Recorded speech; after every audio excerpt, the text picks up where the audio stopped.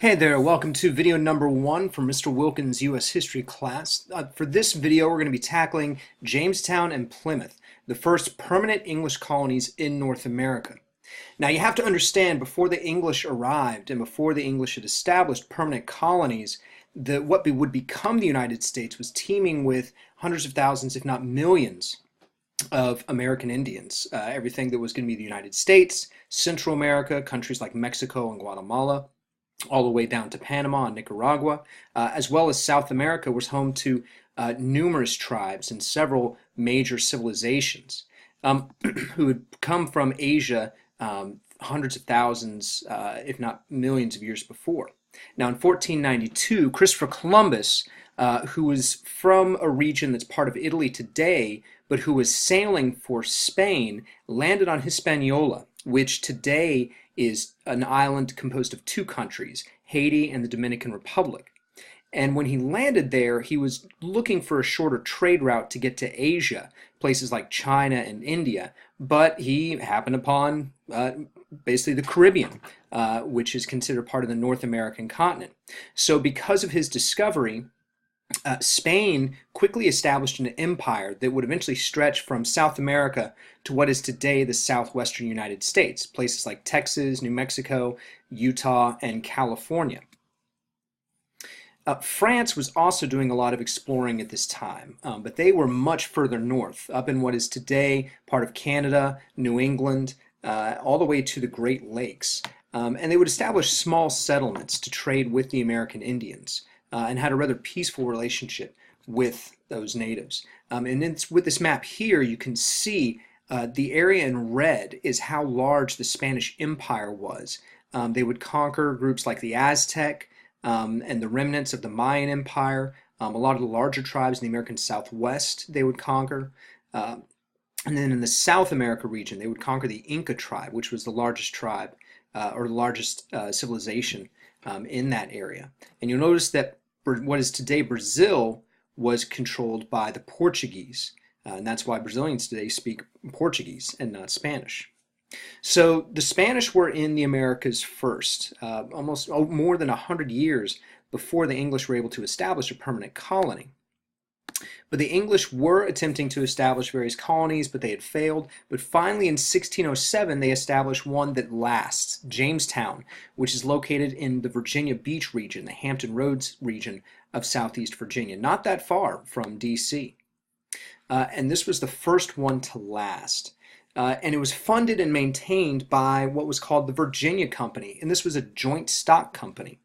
That meant that investors could invest in the company, and they did this because they thought that they could get rich by gold and silver that they believed was going to be easily found in Virginia. But when the first colonists came over, they thought they'd find gold and silver, and they didn't. And instead of spending time planting crops, developing good relationships with the Native Americans for help in adjusting to the new climate, they basically starved, and a lot of them died, unfortunately. But soon something would happen that would make a huge turn of events that would work out to help Jamestown survive. But first, before we get to what that major event was, let's take a look at these images. So here's where Jamestown is located. You can see on this map, we're up here in Washington, D.C., state of Virginia. So Jamestown is down in this area. So the colonists came in, found this, what was the James River, came into the bay, and established this colony, a colony that would have looked something like this, so more like a fort where they would have established. And you can go today to Jamestown and see what it kind of would have liked, but there are a lot of archaeological digs that take place there to this day. So what saved Jamestown? Well, tobacco. Yes, tobacco, the same thing you find in cigarettes and dip, which is not good for you at all.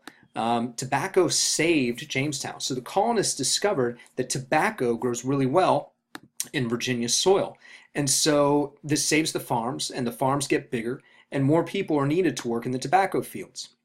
And so in order to get more people from England to the colony, something called the headright system was put into place. So anyone who paid for their own or someone else's passage to Virginia would receive 50 acres of land. And then they could grow tobacco on it and potentially make a lot of money doing that.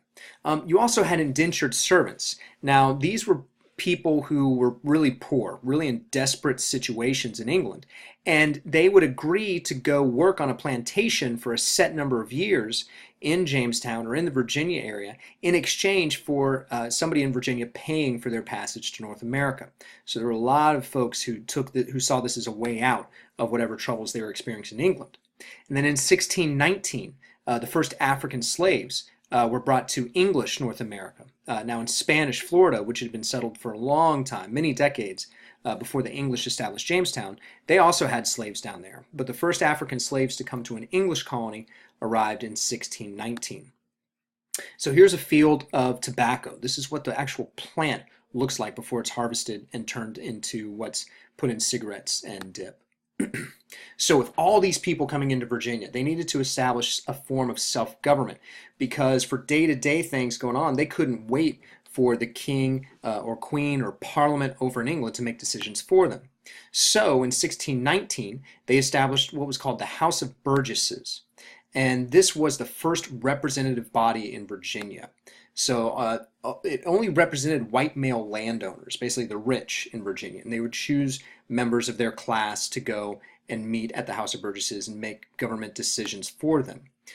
So even though it was limited in its representation, it was still an example of how the colonists were beginning to govern themselves, independently of the English king and parliament.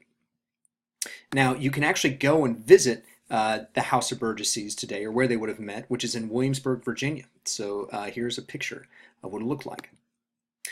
Now, there was also a system called Primogeniture in England that pushed a lot of people to the Virginia colony. What this meant was the firstborn son of a family that had money would inherit all the family's wealth and land.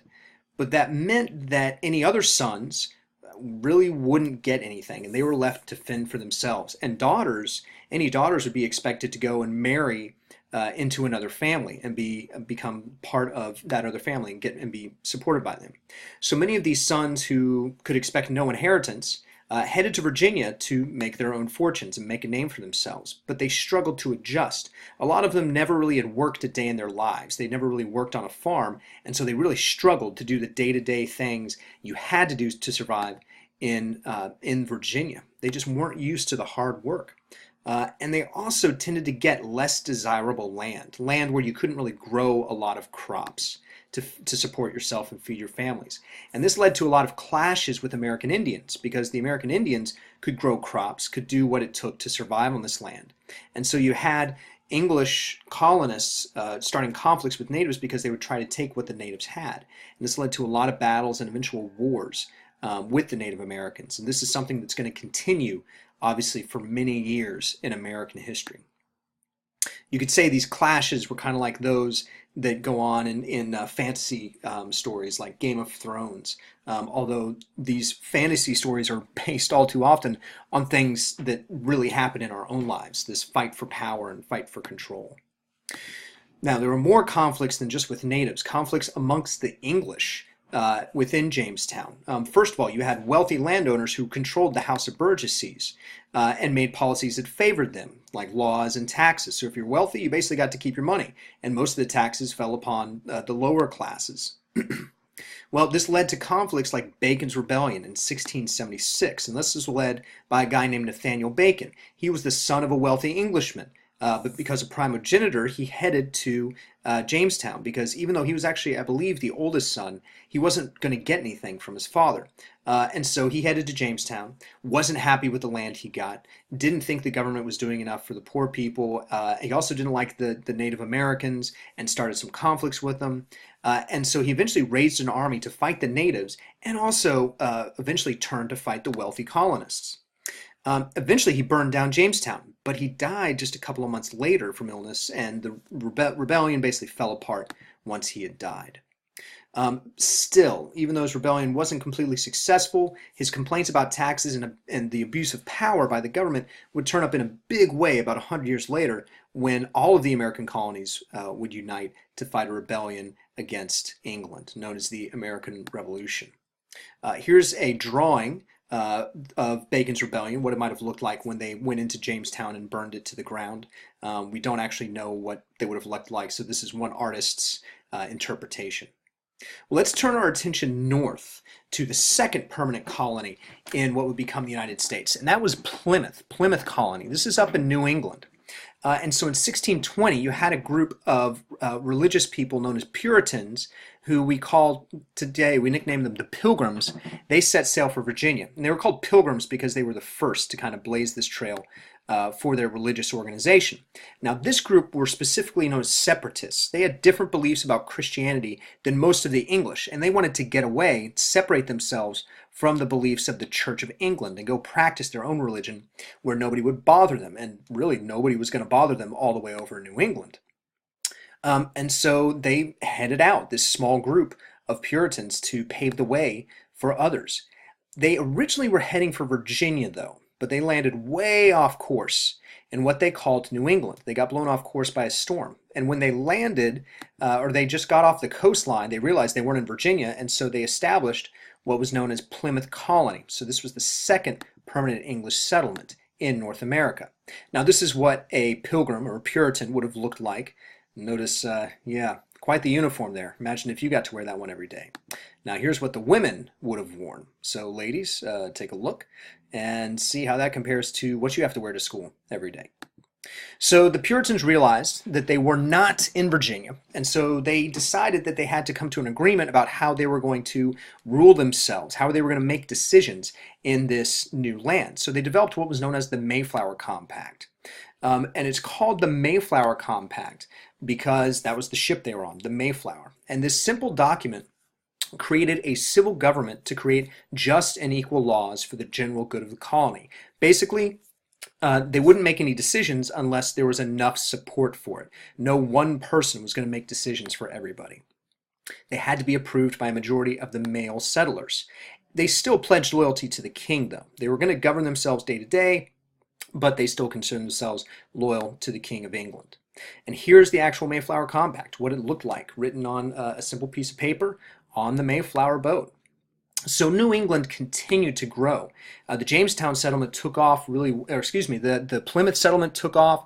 They had more Puritans who followed them. And thousands of Puritan families followed for religious and economic reasons. They could practice their religion freely, and they could succeed up there in growing crops and starting other and practicing their businesses. And they established something called the Massachusetts Bay Company, which was a joint stock company, like the same business model that founded Jamestown back in 1607. So people could invest in the company and potentially make money off of what was grown in other businesses that formed in Massachusetts Bay. And this formed in 1629. And the Massachusetts Bay Colony, which is basically a good chunk of what is Massachusetts today, the capital was Boston, one of the most well-known cities and oldest cities in the United States. And here's a map of what it would have looked like. So you can see here's Plymouth, where the original colony was. And then when you move further, here's Martha's Vineyard. And this is basically what it would have looked like. And New York is further south in the area down here. So how did they govern themselves in New England? Well, they had an independent government that was loyal to the king. But all adult male Puritans, who were called freemen, they could vote for members of what they called the General Court. So this was their lawmaking group, like the House of Burgesses down in Virginia. So government officials, though, had to be Puritans. Not everybody in New England was a Puritan, but if you wanted to participate in the government, and in many places wanted to vote, you had to be a white male Puritan. Laws were also based on Puritan beliefs. They had religious foundations. So, for instance, there was a law that required people to go to church. And so if you weren't Puritan, you still had to conform to a lot of these laws, or else you would pay a fine or potentially be executed or expelled for your beliefs. Often banished. And some of the earliest colonies that would eventually become states were founded by people who were banished. Now, as the colony grew, just like in Virginia, conflicts with the American Indians in New England also increased and led to many bloody wars. And there were conflicts among the colonists too. One big example was the Salem witch trials, where colonists were accusing each other of becoming witches, and many people died. Now, this is a quote from one of their leaders, John Winthrop, which you should take a moment to read, explaining his vision for New England. All right, thanks, folks.